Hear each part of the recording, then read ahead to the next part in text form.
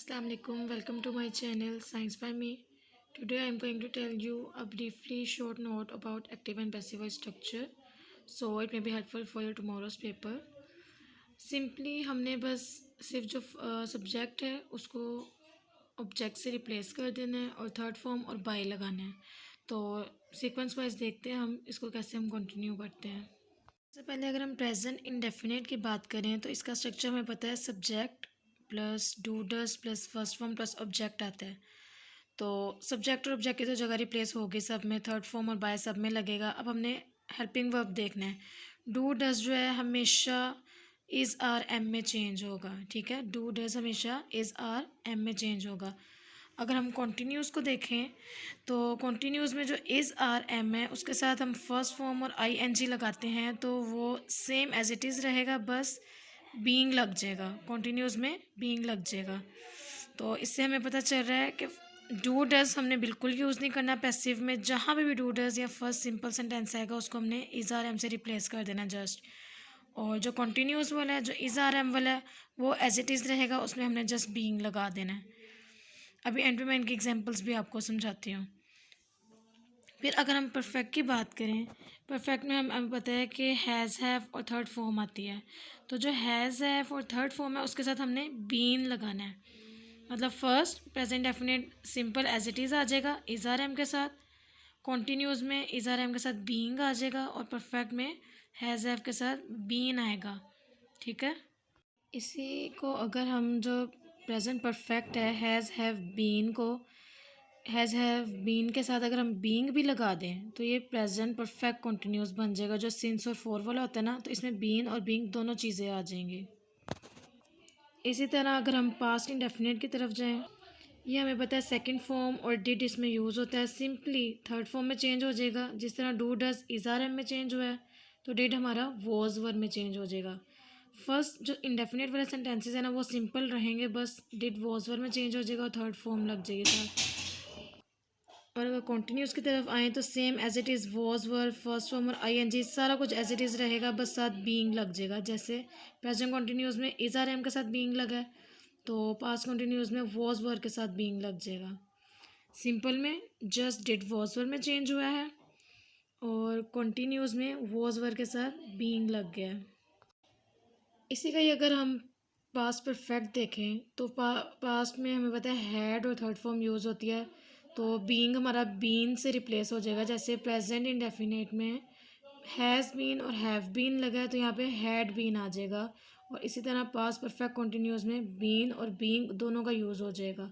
सब में ऐसे ही है। फ्यूचर इंडेफिनिट की तरफ आएँ तो हमें पता है फ्यूचर में फर्स्ट फॉर्म हमेशा यूज़ होती है विल शैल के साथ, तो इसमें जस्ट बी लग जाएगा। अच्छा, प्रेजेंट और पास्ट में बी का यूज़ नहीं हुआ, लेकिन हम लोग फ्यूचर इंडेफिनिट में विल शैल के साथ बी का यूज़ करेंगे। बाकी स्ट्रक्चर हमारा सेम रहेगा। तो जैसे हमने देखा था कॉन्टीन्यूस के दोनों में हम लोग बीइंग यूज़ कर रहे थे, तो यहाँ पे अगर बी का यूज़ हुआ है तो बी के साथ बीइंग आएगा। मतलब विल शैल बी बीइंग हो जाएगा कॉन्टीन्यूस में। बाकी स्ट्रक्चर एज इट इज़ ही रहेगा, will shall be plus being plus third form. और परफेक्ट में भी सेम एज इट इज़, जो हैज़ हैव विल हैव और शैल हैव हमारा यूज़ हो रहा था थर्ड फॉर्म के साथ, वो विल हैव बीन और शैल हैव बीन बन जाएगा परफेक्ट के लिए। और परफेक्ट कॉन्टीन्यूस के लिए बीन और बीइंग दोनों का यूज़ आ जाएगा, अभी जैसे मैंने आपको बताया था। शॉर्टली रिकैप कर लेते हैं इसका। सिंपल के जो तीनों हैं प्रेजेंट पास्ट और फ्यूचर, वो जस्ट बाय और थर्ड फॉर्म उनमें लगेगी, ठीक है। लेकिन जो फ्यूचर वाला होगा उसमें हम बी का यूज़ करेंगे। कॉन्टीन्यूस के तीनों में बीइंग का यूज़ होगा, परफेक्ट के तीनों में बीन यूज़ होगा। और अगर परफेक्ट कॉन्टीन्यूस की बात करें तो बीन बीइंग दोनों यूज़ होंगे। अब इसके कुछ एग्जांपल्स हम देख लेते हैं। अच्छा जी, अभी हमारी एग्जांपल है सबसे पहले present indefinite, she reads book. तो सिंपल सेंटेंस था, हमने पढ़ा था इज़ आर एम में चेंज होगा, तो ये क्या हो जाएगा, the book is read by her. Read हमारा रेड में चेंज हो जाएगा थर्ड फॉर्म में, the book is red bye her. Continuous में आए तो दे आर प्लेइंग स्नूकर, तो आर कॉन्टीन्यूस में है तो इसको बीइंग में हमने रिप्लेस करना है। Snooker is being played by them, third form और साथ बीइंग का यूज़ हो गया। अच्छा जी, प्रेजेंट परफेक्ट में अगर हम देखें तो हैज़ और थर्ड फॉर्म लग रही थी, she has completed the assignment, तो ये हो जाएगा the assignment has been completed by her. Continuous में बीइंग का यूज़ हुआ है, परफेक्ट में बीन का यूज़ हुआ है। इसी को ही अगर हम लोग परफेक्ट कंटिन्यूस में चेंज करना चाहें तो ये हो जाएगा the assignment has been being completed by her. ठीक है। अच्छा जी, अगर अब हम पास्ट की तरफ आएँ तो पास्ट में हमें पता है सेकंड फॉर्म लगती है। ही रोट अ लेटर, तो सिंपल था, डिड का यूज़ इसमें नहीं हुआ, सेकंड फॉर्म थी, इसको हमने वॉज में चेंज करना है। A letter was written by him, simple में जस्ट वॉज वर्ड से रिप्लेस करना था हमने। कॉन्टीन्यूस में अगर हम देखें she was watching a movie, तो वॉज के साथ हम बीइंग लगा देंगे। A movie was being watched by her. अच्छा, अगर अब हम परफेक्ट की बात करें तो परफेक्ट में मैंने आपको बताया था फ्यूचर में बी लगेगा, तो ये आई एन जी है, मतलब ये फ्यूचर कॉन्टीन्यूस है। I will be cooking dinner, तो ये क्या हो जाएगा, dinner will be being cooked by me. ठीक है, इसको ही अगर हम फ्यूचर परफेक्ट में करें तो ये हो जाएगा dinner will have been cooked by me. और इसको ही अगर हम फ्यूचर परफेक्ट कॉन्टीन्यूस में करना चाहें तो dinner will have been being cooked by me. I hope you will understand it, so prepare yourself well.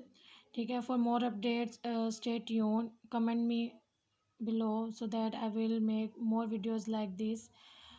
Tell me about on what which topics you want me to write more about, so I will provide you the brief description. Thanks to all, likes, share and subscribe to my channel.